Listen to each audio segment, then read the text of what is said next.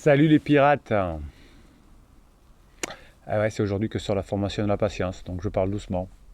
Je vous entraîne, je vais voir si vous avez bien réussi la formation sur la patience, si vous l'avez bien écouté. Alors, pour la formation sur la patience, vous avez, comme les coachings, c'est un descriptif de cette vidéo. Oui, aujourd'hui, on va encore parler de la patience. Si vous voulez réussir ce que vous voulez entreprendre dans votre vie, et notamment la reconquête amoureuse, si votre conjoint est en crise, eh bien, oui, il va falloir, oui, il va falloir que vous soyez patient. La patience, c'est une vertu reine, on va en parler aujourd'hui. À 2h30 de formation, les fichiers de neurohypnose, les fichiers de motivation. Les formations, je vous rappelle, c'est que de l'audio, hein, vous pouvez l'écouter autant de fois que vous voulez, 2h30. Alors, vous n'avez que des petits fichiers de 5, 10, 15 minutes. Quoique là, il y a un fichier de 30 minutes qui vous directement neurosciences et patience. Celui-là, c'est de la bombe. Il est un peu plus long, il est un peu plus ardu que les autres, hein, mais quand on a compris ça, on devient patient. Hein. La patience, c'est quoi? C'est une vertu. Hein. Au fil des ans, finalement, on apprend que la patience, c'est une nécessité. Hein. La patience, c'est l'une des qualités clés, une qualité nécessaire pour réaliser ce que vous voulez avec facilité, avec fluidité. Dans la vidéo de motivation de ce matin, je trouvais une métaphore. Pendant la vidéo, vous voyez, ça me fout, Bruno. Et qu'est-ce que j'ai trouvé? Je trouvais que la patience, c'était comme de l'acide. Vous mettez un morceau de fer dedans, vous mettez l'acide dessus, vous attendez, ça dissout tout. Hein. La patience, elle dissout tous les problèmes. Le temps, il dissout tous les problèmes. C'est un super allié. Si vous avez un morceau de fer, que vous le tapez dessus avec un marteau, vous ne faites que des étincelles. Pas mal la métaphore, hein, j'ai trouvé comme ça. J'avais dû boire un peu de gnôle le matin, hein, j'ai trouvé ça tout de suite. Euh, la, la patience, c'est un trait important, hein, blague mise à part, mais c'est un trait que tout le monde peut adopter, mais c'est pas si facile. Hein. Il y a des personnes qui disent oui, mais moi Bruno, je suis pas patient. Mais si vous allez le devenir, ça s'apprend, c'est un muscle, comme tout, ça, tout s'apprend. C'est un trait important, hein, c'est un trait qu'on peut apprendre, et d'ailleurs, souvent, on ne sait pas trop ce que ça veut dire. Hein. Pourtant, si on sait avoir de la patience, on va savoir rester calme et vous n'allez pas vous ennuyer. Par exemple, lorsque quelque chose prend du temps, ou que quelqu'un ne fait pas ce qu'il faut, ce que vous voulez, vous voyez que vous ne pouvez pas le contrôler, je ne vois pas qui, peut-être votre conjoint en crise, ça va vous saouler, vous allez devenir impatient. Hein. Voilà. Les outils aujourd'hui technologiques ne nous aident pas, hein, ça ne va pas nous aider à être patient non plus. Le fait de devenir patient, finalement, c'est crucial. Parce que devenir patient, ça va réduire votre niveau de stress. Et vous savez que par les neuromiroirs, vous allez donner votre stress à votre conjoint. Alors déjà qu'elle est en crise, si vous en plus vous lui collez votre stress, c'est pas évident. Si vous soufflez trop régulièrement, si vous, j'en ai marre, vous savez, les personnes en crise, elles soufflent, vous libérez du cortisol, en fait. Des hormones du stress. Et à long terme, ça va même rendre vos conjoints en hypertension artérielle à force de monter dans le stress. Et donc c'est pour ça que souvent, quand on est en crise existentielle, on n'est pas bien dans sa peau, on est fatigué, etc. Parce que on n'est pas patient. Souvent, quand on est en crise, on est très impatient. On perd la tête pour tout, le moindre truc nous énerve, les feux de circulation sont mal synchronisés, il me faut une gratification importante. Souvent les personnes qui sont en crise veulent des gratifications instantanées, hein. Alors soit par des jeux vidéo, soit en allant faire la fête, soit en ayant un pansement tout de suite. Donc il devient de plus en plus difficile d'être patient au fur et à mesure qu'on traverse sa crise. Les choses ne peuvent pas se produire immédiatement. Il y a une expression qui dit « Paris ne sait pas faire un jour ». Oui, forcément. Mais la bonne nouvelle, c'est que lorsque l'on passe la courbe en U, vous savez, j'ai fait une vidéo sur la courbe en U, le U du bonheur, hein, on est très heureux vers 20 ans, puis ça diminue jusqu'à entre 40 et 50, on est en bas et après ça remonte. Eh bien, quand on vieillit, quand on passe le creux du U, eh bien, on va acquérir cette compétence beaucoup plus facilement. Hein. Donc, si vous avez passé la crise existentielle vous-même, vous allez, grâce à la formation, pouvoir apprendre rapidement de la patience, on va le dire comme ça. Et cette patience, vous allez l'apprendre à travers des exercices. Voilà. la première chose, c'est que ce sera, vous verrez, vous travaillerez avec votre mémoire de travail. Et vous allez devoir vous rappeler en permanence pourquoi l'apprentissage de la patience est important. Outre les bienfaits de la santé, ça vous l'avez bien compris, vous trouvez toujours les bonnes raisons. Si vous êtes contrarié, si vous êtes frustré, cela va affecter votre attitude de pensée, votre attitude de comportement, et vous allez devenir moins centré, moins concentré, moins productif, moins clair. Donc c'est pour ça que les personnes qui sont en crise sont moins productives, enfin, elles ont du mal avec l'action, elles ne sont pas concentrées, elles ne sont pas claires. Et donc l'impatience va vous amener à mal communiquer, bien sûr, et c'est pour ça que quand votre conjoint est en crise, votre relation n'est pas terrible. En revanche, lorsque vous allez être patient, lorsque vous allez avoir fait la formation, lorsque vous serez calme, vous devenez plus conscient de votre vie quotidienne, parce que vous allez voir les choses différemment. Vous allez devenir plus compatissant envers les autres, vous allez améliorer votre relation de couple, mais aussi d'autres relations. En fait, vous allez dépenser beaucoup moins de temps, vous allez faire les choses plus rapidement parce que vous allez rester concentré. Il y a aussi dans l'impatience une composante énergétique. Si vous perdez régulièrement votre sang-froid, vous allez créer un espace énergétique de résistance en vous, c'est-à-dire que ça va rendre difficile la réalisation de ce que vous voulez et ça va ralentir le processus de manifestation de ce que vous voulez créer. C'est pour ça que l'action n'est pas la chose la plus fabuleuse, la plus évidente chez les personnes qui sont en crise. C'est pour ça qu'elles veulent vous faire des actions à leur place. Dire ouais, t'as qu'à prendre rendez-vous chez l'avocat ou je veux divorcer, et il va vous pousser à ça parce que l'impatience bouffe de l'énergie.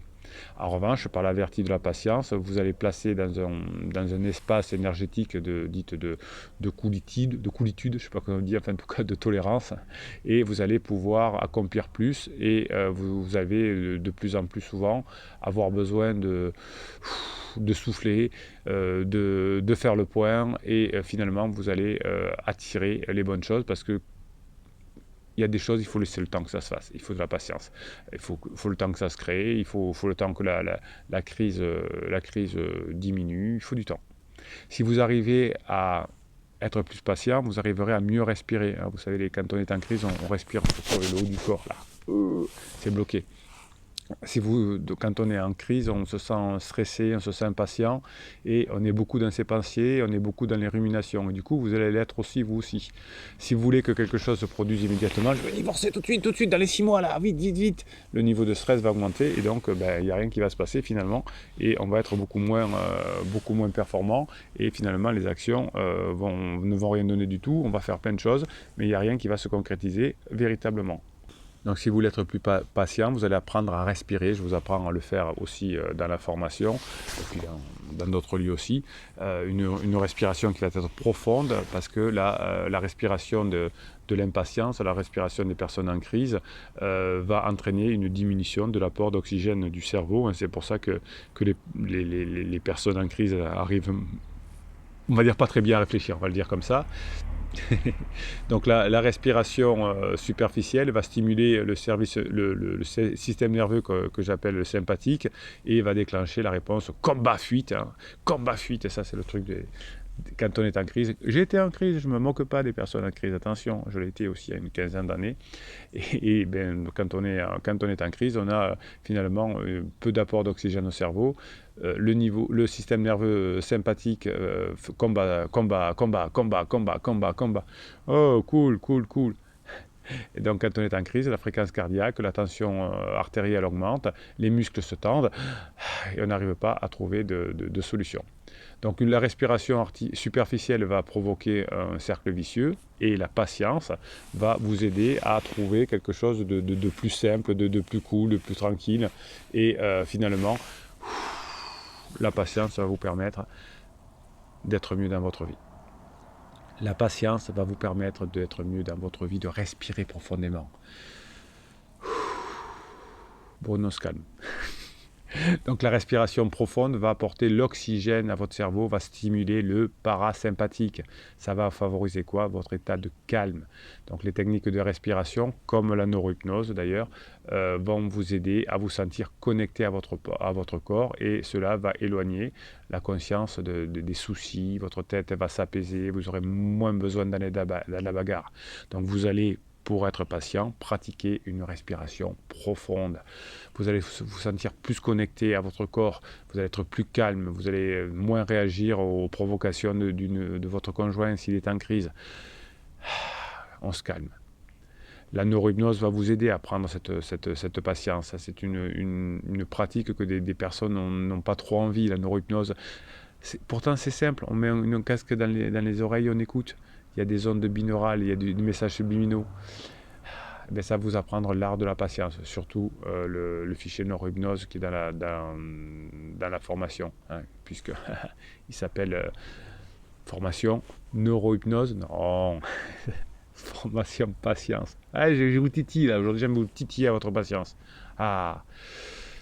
La neurohypnose, c'est la pratique pour apprendre à gérer vos pensées et pour vous permettre de vous concentrer sur une seule chose à la fois. C'est un processus d'être observateur. Je vous dis, montez dans cet hélicoptère avec Cerise, hein. Alors pour ceux qui ne connaissent pas la communauté des pirates, pour être patient, pour se sortir des situations, pour récupérer son conjoint quand il veut partir, on monte dans l'hélicoptère pour voir la situation de haut et on a une pirate qui est là depuis la nuit des temps, hein, qui s'appelle Cerise, parce que c'est parce qu'elle conduit elle conduit l'hélico. Voilà, elle conduit l'hélicoptère et vous montez faire un tour avec Cerise et elle vous fait, elle vous envoie en l'air. Et en faisant cela, bon allez, on se calme Bruno. En montant dans l'hélicoptère, en faisant cela quotidiennement, ben vous allez calmer votre esprit, hein, par la neurohypnose, par la respiration et en prenant la hauteur. Il y a un truc qui va bien marcher aussi pour être patient, c'est de vous concentrer sur des choses différentes de d'habitude. Vous allez essayer de vous projeter dans le futur un peu lointain pour que vos frustrations du présent diminuent. La façon dont vous vous sentez, c'est le résultat des choses à laquelle vous pensez la plupart du temps. Donc si vous vous sentez ennuyé par quelque chose, c'est parce que vous dites, ouais, il faudrait que ce soit autrement. Ah, mais les criseux, ils font ça. Ils sont stressés parce qu'ils voudraient que ce soit autrement, alors qu'ils pourraient être très heureux dans ce qu'ils sont. Voilà. Ça peut m'énerver quand ce feu est rouge, là, attention, hein. Donc vous vous calmez, hein. Vous mettez de l'acide là qui va détruire votre impatience et, et vous allez vous concentrer sur des choses qui sont bien. Qu'est-ce qui est bien dans votre vie? Comment vous serez plus tard? Vous allez rentrer dans ce que j'appelle une force forte, hein. La force forte, c'est une expression que j'ai prise dans la physique quantique. On dit que les particules semblables s'attirent, comme les particules. Alors, dans la physique générale, on dit que le plus et le moins s'attirent et les deux plus se repoussent, les deux moins se repoussent. C'est pas vrai dans la physique quantique. Vous y réfléchirez, la force forte, ça s'appelle. Lorsque vous allez ruminer des choses en permanence, eh bien finalement vous allez vous stresser. Eh bien si vous allez dans quelque chose qui est plutôt près de la patience en plaçant votre attention sur autre chose, eh bien vous allez y arriver. Eh bien, dans la formation sur la patience, je vais vous apprendre à accepter. Accepter, attendre que des choses prennent du temps. Accepter de lâcher le contrôle du court terme pour avoir un contrôle sur le long terme. Dans ce processus d'acceptation, ça veut dire que vous allez être heureux. Alors pas forcément tout de suite, mais vous allez être heureux de ce qui se passe. Et vous allez être heureux parce que vous allez réussir dans l'avenir à obtenir ce que vous voulez. Donc ce processus, qu'on appelle aussi parfois le lâcher-prise, va vous permettre d'être plus patient, d'être plus calme. Et ça va augmenter aussi votre niveau de compassion, de compréhension des autres. Ah oui, non, mais c'est vrai Bruno, t'as raison. Hein, les personnes en crise, elles ne sont pas du tout dans la compassion, elles ne comprennent pas les autres. Ouais, on ne peut pas avoir davantage positif. On se calme, respirez tranquillement. Lorsque vous allez voir que vous êtes sur le point de perdre votre sang-froid, comme moi là il y a 2 secondes, rappelez-vous ce que c'est la patience. Décidez d'être patient, décidez de lâcher prise, décidez de privilégier l'avenir plutôt que le futur. Oui, vous êtes un peu là dans l'inconfort, mais c'est pas grave. On travaille sur le long terme, hein. Allez, je résume, la patience, c'est une vertu, hein, vous le verrez dans la formation. C'est un trait nécessaire si vous voulez récupérer votre couple, si vous voulez avoir la phase 4, la vie heureuse, épanouie, la phase 4 du couple. Votre santé physique en dépend, votre esprit en dépend, hein, vos pensées, c'est un effet de levier. Si vous arrivez à lâcher prise, vous allez arriver à respirer. La patience, ça va devenir votre manière d'être, hein. Vous allez apprendre à vivre comme une personne plus patiente et chaque moment de votre vie, ça va s'améliorer. Voilà, ça va s'améliorer dans votre travail, avec vos enfants, avec votre conjoint. Tout. Allez, mettez-moi un pouce en l'air, mettez-moi les commentaires. Je vous laisse aller voir la formation qui est en commentaire, en descriptif de cette vidéo, comme les coachings. Les coachings, vous savez ce que c'est 1 heure et ensuite il y a 15 jours de suivi par écrit, par WhatsApp, où vous avez même des formules avec un débriefing ensuite et même avec un débriefing et une formation qui est comprise dans la presta. Ça, le coaching, c'est la bombe aussi. Allez, je vous laisse aller voir les formations, je vous laisse mettre le pouce en l'air, je vous laisse passer les commentaires. Dites-moi comment vous êtes patient, dites-moi. Voilà, on est des pirates patients. La communauté des pirates, bienveillante, positive, on fout le bordel dans la société, on remet l'église au centre du village, on se fait plaisir, on est patient et la patience, c'est l'antidote à tout. Allez, Bruno Marchal, il vous dit à très bientôt. Pensez à vous abonner.